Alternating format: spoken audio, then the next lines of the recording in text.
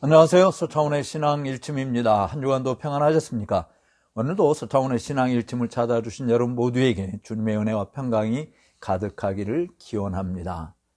오늘 서창훈의 신앙 일침은 감사절, 추수감사절 어떻게 보내는 것이 진짜일까? 추수감사절 어떻게 보내셨습니까? 아마 대부분의 한국 교회가 11월 셋째 주일에 추수감사절로 지킵니다. 이는 처음에 한국에 온 선교사님들이 미국 장로교 선교사님들 또는 감리교 선교사님들이 함께 협의해서 11월 셋째 주일을 추수감사절로 지키자고 결의한 것에 유래한 것이죠.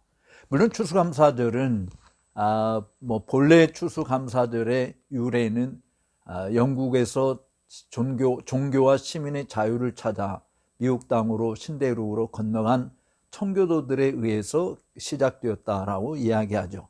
물론 성경은 범사에 감사하라라고 이야기함으로 인해서 어느 특정한 절기를 감사주일로 지키라고 하는 명령은 없습니다. 물론 구약시대에는 초막절 또는 맥추절이라고 하는 것이 있어서 추수의 수확에 의한 감사로 하나님께 제사를 드렸던 일이 있습니다만은 신약 성경에서 성도들이 감사절을 따로 지키는 일은 없었습니다. 그런데 우리가 추수감사절로 지키게 된 유래는 물론 우리 한국에는 추석이라고 하는 고유 명절이 있어서 이 한 해 동안 농사 지은 것에 대한 수확을 인해서 감사하는 그런 축제의 날이 있기는 합니다만은 기독교적으로 추수감사절을 지키는 이 일은 사실은 교회가 정한 11월 셋째 주에 정한 것 때문에 지금까지 교회의 중요한 절기 중에 하나로 자리를 잡았죠. 성탄절과 또 부활절, 추수감사절 이렇게 3대 절기로 자리를 잡고 있습니다. 물론 저는 개인적으로 이 절기를 지키는 것에 대해서 반대하고 있습니다만 그 이유는 성경에 사실은 절기를 지키라고 하는 명령이 주어진 적이 없고 또 제자들이 그와 같은 절기를 지켰다라고 하는 근거도 없기 때문에 그렇습니다. 그리고 종교 개혁자들이 실질적으로 주일을 제외한 모든 기독교의 절기들은 다 폐지했기 때문에 사실은 개신교에서 특별한 날을 기념하여 지키는 일들은 정말 많이 사라지고 없는, 그럼에도 남아있는 이유는 카톨릭 교회가 그와 같은 일을 하고 있고 또 감독제도의 교회, 앵글리칸이나 루터란이나 또는 감리교 같은 그런 데서 사실은 절기들을 강조하고 있는 모습 때문에 어떤 의미에서 한국교회가 전반적으로 이런 절기를 지킴으로 인해서 신앙을 고취시키고 또 하나님의 교회의 사역에 큰 재정적인 유익을 주고 있는 것은 틀림없습니다. 그러나 이것이 지키는 것 자체가 나쁘다 이렇게 단정적으로 이야기할 수 있는 것이 아니고 실질적으로 우리는 늘 감사해야 되지만 그래도 한 해에 한 번씩 한 해를 되돌아보면서 주께서 베푸신 은혜를 곰곰이 생각하며 정말 감사하는 그런 시간을 특별히 가지는 것도 신앙생활에 있어서 매우 유익한 것임은 틀림없습니다. 더군다나 이 감사절에 누구를 칭찬하거나 숭배하거나 높이거나 그런 일들이 아니라 우리를 구속해 주신 주님의 은혜에 감사하고 또 한 해 동안 베풀어 주신 먹을 거, 입을 거, 쓸 거, 누릴 것들을 허락해 주신 그 모든 은혜에 대해서 감사한 마음을 표현하는 것은 우리가 신앙생활에 있어서 그것이 부적절한 것이다라고 말할 수 있는 사람은 아무도 없습니다. 당연히 해야 할 일이라고 봐져요. 그런데 사실은 감사절기를 어떻게 지키는 것이 정말 좋을까라고 하는 것이죠. 그러니까 유래는 이미 여러분들이 다 잘 알고 있습니다. 사실 영국에서 정말 종교와 시민의 자유를 찾아서 미국의 신대륙으로 이주한 이 청교도들, 필그림 파더라고 이야기하는 순례자의 조상들, 이들이 첫 수확을 기념하는 행사에 기원을 두고 있잖아요. 이 사람들은 폴리머스에 도착한 첫 해인 1620년에 맞이한 겨울에 정말 혹독한 시련을 겪었습니다. 102명 중에 절반가량이 사망했고, 주위에 거주하고 있던 인디언 부족 완파노와 그 족속의 도움으로 사실은 이들이 추위를 견뎌낼 수 있었다라는 이야기가 들리죠. 이듬해인 1621년 가을, 추수를 마치고 이 필그림 파더들은 완파노와 그 가족, 완파노와 그 족속을 초대해서 함께 음식을 먹었다고 하는데, 그 영국에서 온 이주민들이 완파노와 그 부족들과 함께 가을 수확을 축하하는 전통을 가지기 시작했고, 그의 사건이 특별한 추수감사절 축제로 자리매김을 했다라고 보아질 수 있습니다. 물론 이 당시 영국 국교회를 반대하는 청교도들, 이들이 영국 국교회 갈등으로 미국으로 이주한 이후에 그 척박한 땅에서 어떻게 생존할 것인가, 경작법을 배우게 된 것은 인디언들로부터 배운 것입니다. 그래서 옥수수를 재배하고 가을에 추수를 했고, 이것을 계기로 그들은 새로운 터전에 정착할 수 있는 기반을 마련하게 되었는데, 그런 큰 수확에 대한 기쁨과 감사를 표하고자 1621년에 3일 동안 추수를 감사하는 축제를 벌였다고 해요. 이때 청교도들은 자신들에게 농사를 가르쳐 주어서 굶어 죽지 않게 배려해 준 바로 이 완파노와 그 족속, 이 인디언 족속들을 초대해서 추수한 곡식과 과일과 야생 짐 사슴을 잡아 축제를 즐겼는데, 이것이 미국에서 가진 최초의 추수감사절이 되었고, 이것이 유래가 되어 지금 미국에서 매년 11월 넷째 주에 사실은 추수감사절로 지키고 있는 것입니다. 그리고 또 캐나다에서는 뭐 10월 둘째 주 월요일에 이걸 기념한다고 이야기하는데, 어쨌든 뭐 우리가 잘 알고 있는 미국에서 추수감사절은 그야말로 큰 축제고 또 휴일이고, 또 주로 칠면조를 잡아서 먹는 그런 관습이 존재하게 되었습니다.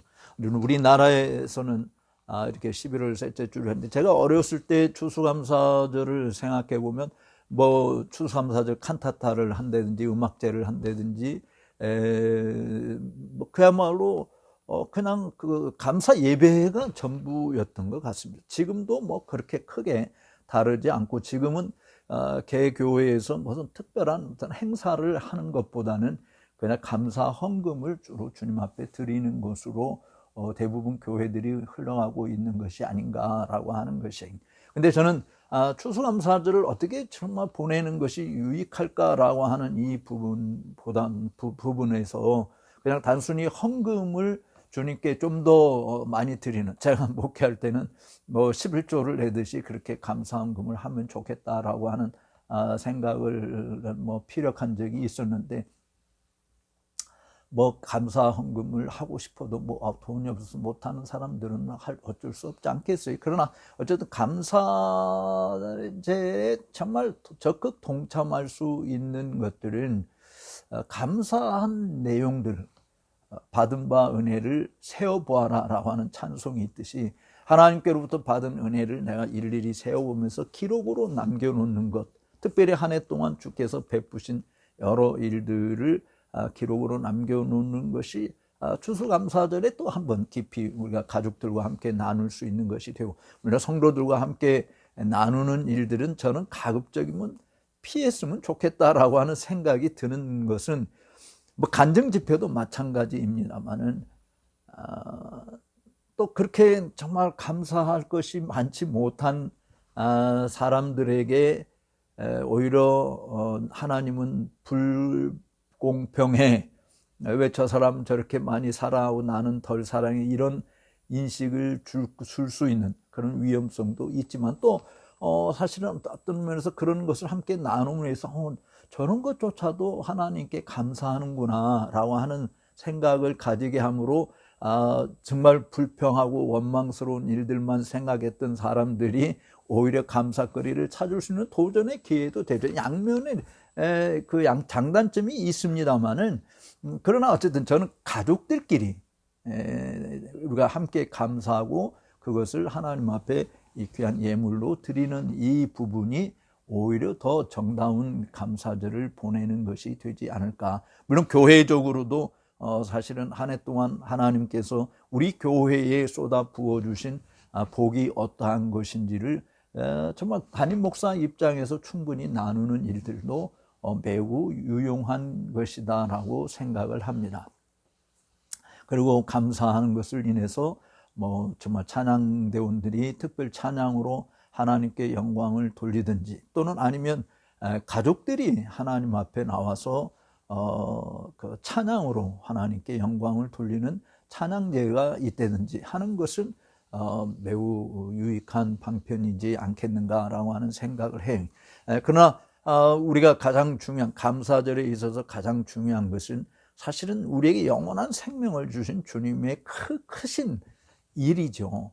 허물과 죄로 죽었던 우리를 살리시기 위해서 죄 없으신 예수 그리스도께서 인간의 몸을 입고 이 땅에 오셔서 십자가에서 물과 피를 다 쏟아주신 그 구원의 은총을 함께 노래하고 나누는 일들은 무엇과 비교할 수 없는 것입니다. 그런데 실제로 추수감사절이라고 이야기할 때 그 감사절은 그 받은 바 은혜에 기반해서 한 해 동안 주님께서 먹든지 마시든지 무엇을 하든지 다 하나님의 영광을 위해서 하라라고 가르쳐 주신 대로 나는 이렇게 살았습니다 라고 하는 그리고 하나님께서 이런 은혜를 베풀어 주셨습니다. 내가 여기까지 이르도록 또 위험한 순간에서 어려운 순간에서 또는 고통스러운 순간에서 또는 정말 내가 생각지 못했던 부분들 가운데서도 하나님이 정말 귀한 길로 인도해 주시고 보호해 주시고 섭리해 주신 그 은총을 함께 나누는 일들은 우리가 얼마나 귀한 일인지 모릅니다. 사실은 가족들과 함께 그와 같은 일을 나누는 일들은 더더욱 기뻐할 수밖에 없는 일이 되어지고 가족 식구들이 다 더 하나님 앞에 더 가까이 나아가게 하는 일에 큰 힘을 공급해 줄 수 있는 발판이 되기도 한다고 생각합니다. 따라서 추수감사절 주일을 여러분들이 다 잘 교회에서 보냈고 또 아마 목사님들이 대부분 범사에 감사하라라고 하는 그런 말씀을 가지고 여러분들에게 권면하고 또 감사할 조건들이 무엇인지를 생각해 보는 그런 메시지들을 많이 들었으리라고 생각을 해요.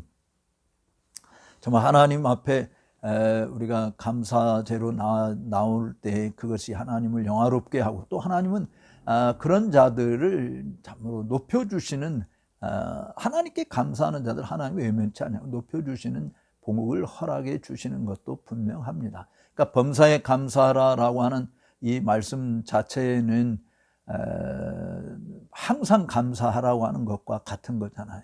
모든 매사 우리가 가만히 일 안 하고 가만히 하루 종일 방구석에 처박혀 있는 것도 아니고 늘 움직이고 뭔가를 해야만 하는 그런 존재들이 살아있다고 한다면 그런데 범사에 그러니까 내가 기쁠 때든지 슬플 때든지 건강할 때든지 병들었을 때든지 가난할 때든지 부할 때든지 또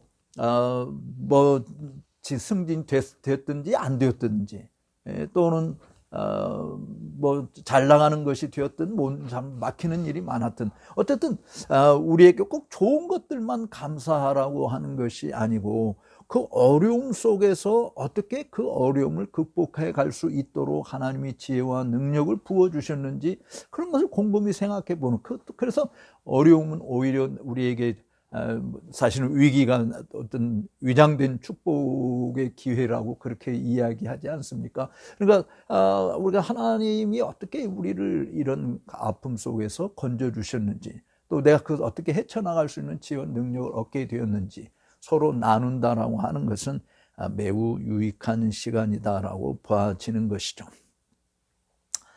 물론 참 신앙생활을 하면서 감사하지 못하고 원망하고 불평하고 짜증내고 정말 불멘 소리를 퍼붓고 하는 이런 일들이 없다라고 말할 수 없는 것이잖아요. 그런 일이 분명히 우리 앞에 펼쳐집니다. 근데 그것이 전부가 아니다라고 하는 것이죠. 왜냐하면 하나님께서는 하나님을 사랑하는 자, 곧 그 뜻대로 부르심을 입은 자들에게는 모든 것이 다 합력하여 선을 이루게 하신다라고 하는 것이기 때문에 그렇습니다. 정말 여러분들이 하나님을 사랑하십니까?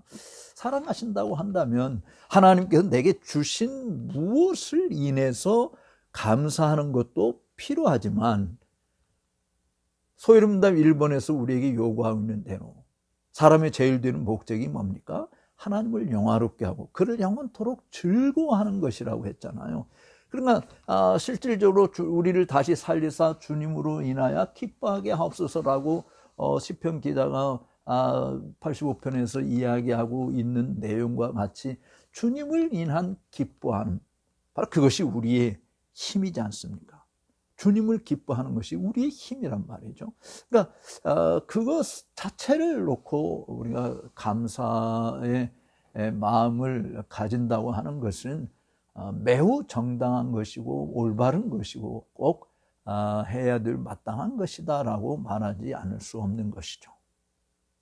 사랑하는 성도 여러분, 추수감사절만이 감사절이 아닌 것 다시 한번 우리가 생각해 봅니다.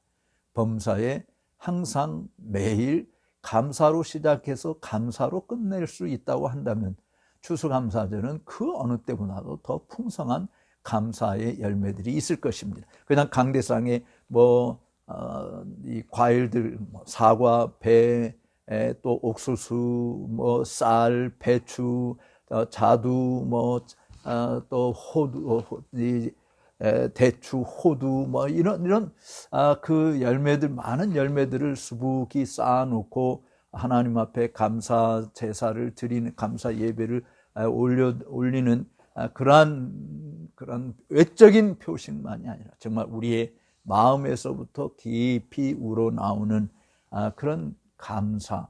그래서 우리 입가에 웃음이 가득하고 우리 혀에 찬송이 가득 차는 그런 나날을 우리가 보낸다고 한다면 진짜 감사절을 의미 있게 보내는, 또 매일매일이 정말 의미 있는 날로 변화되는 그런 역사들이 일어나지 않을까요? 날씨가 많이 추워져 가고 있습니다. 이 추위에 여러분 감기 걸리지 않고 건강하게 지내시기를 바랍니다. 그리고 그 삶 속에 항상 감사가 넘쳐나는, 정말 기쁨이 가득한 그런 여러분들의 삶이 되기를 진심으로 축복하면서 오늘 서창훈의 신앙 일침을 마치도록 하겠습니다. 나가실 때 좋아요, 구독하지 않으신 분들은 구독 버튼을 눌러주시면 더 감사하겠습니다. 다음 주에 다시 찾아뵙도록 하겠습니다.